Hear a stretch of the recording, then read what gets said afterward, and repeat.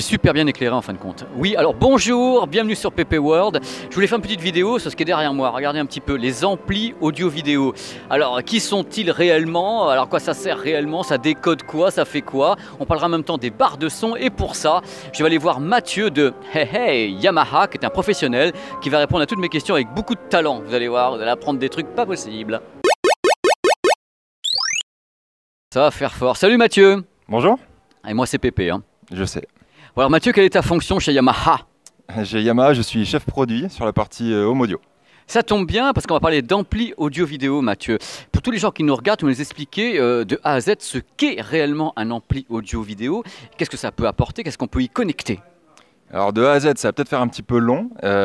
Pour commencer par les bases, un ampli home cinéma, également appelé ampli home audio, tu disais, Ouais. permet en gros de connecter n'importe quelle source, n'importe quel produit, d'avoir plein d'entrées, plein de connecteurs.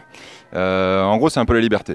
Alors c'est une sorte de hub qui rassemble, tu rassembles des sources analogiques, des sources numériques, c'est ça? Exactement, alors que ce soit de l'HDMI, de l'analogique, du dématérialisé, que ce soit stocké dans le cloud ou sur un NAS, peu importe, on peut enregistrer et écouter à peu près n'importe quoi sur un ampli home cinéma.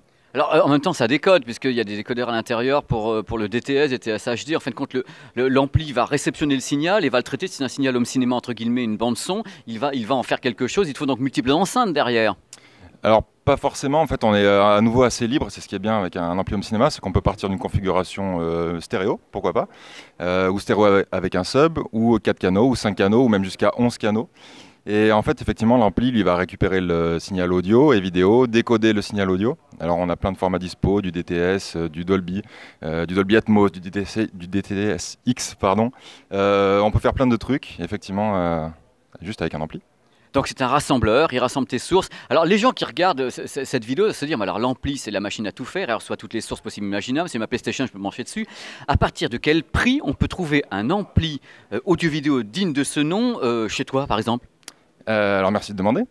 Chez moi, ça va être à partir de un peu plus de 300 € pour les premiers modèles qui sont des modèles 5 canaux, mais qui ont déjà de base toutes les compatibilités standards, donc DTS, Dolby, on peut streamer en Bluetooth dessus, et puis dès qu'on monte un petit peu en gamme, on peut le connecter au réseau aussi, donc soit en Wi-Fi, en RJ45. Alors, est-ce que tous ces matériels, bon, il faut rajouter donc 2 enceintes minimum et puis bon, beaucoup plus s'il le faut.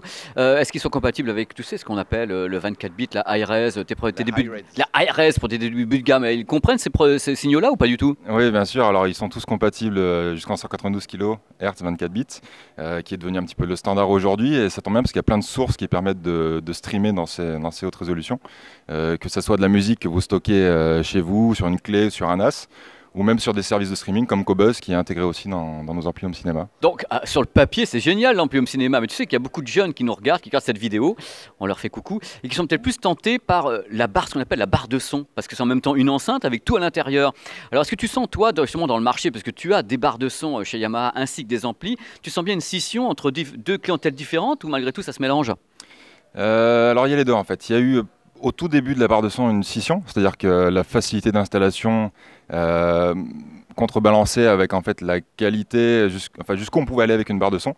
Ça a pas mal évolué depuis quelques années. Maintenant, on est vraiment sur des barres de son ou projecteurs sonores, même chez Yamaha, qui sont extrêmement complets, qui sont un petit peu des matrices aussi. Donc, on peut mettre de l'HDMI, streamer en sans fil également. C'est un ampli home cinéma sous forme d'une barre de son, quoi. Ouais, mais tout intégré. Donc là, oui, c'est ça, c'est ça qui est intéressant pour les gens, c'est que tu as tout dedans.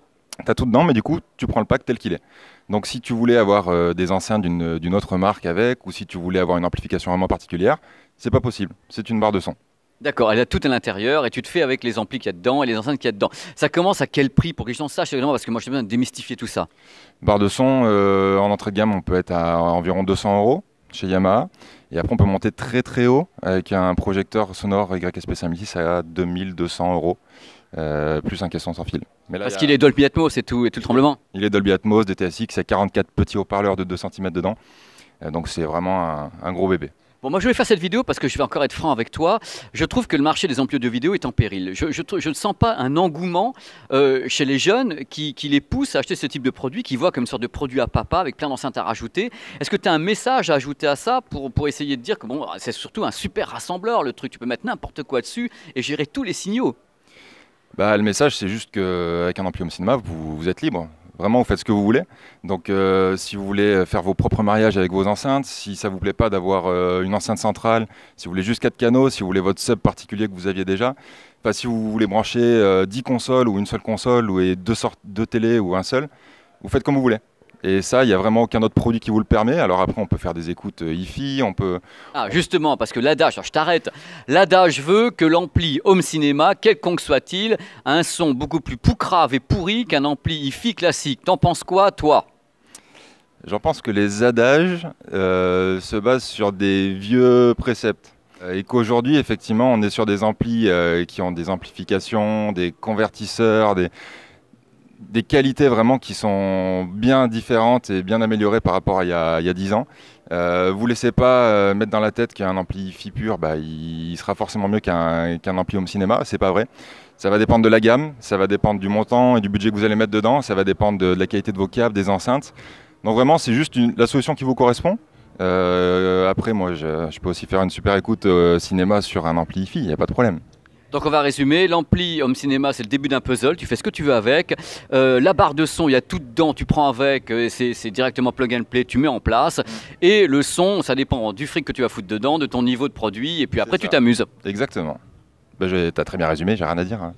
C'est le but de la manœuvre. Merci beaucoup Mathieu. Voilà, vous avez eu l'avis d'un professionnel qui bosse chez Yamaha. Ici, on était à la Musique Messe à Francfort. Voilà, je voulais absolument parler avec Mathieu parce qu'il s'y connaît vraiment et vous donner une idée en fin de compte de ce qu'est ce marché de l'ampli home cinéma et ainsi que des barres de son sur lesquelles on va revenir sur cette chaîne ainsi que sur 01net dans Power. C'est un milieu qui me passionne et encore une fois, je suis un petit peu inquiet avec certains types de produits qui n'ont pas l'air d'avoir les faveurs du public. Moi, ça, on va reparler. Voilà, c'était PP World. Vous pouvez laisser des petits messages partout, vous amuser, me causer. Je suis là pour vous.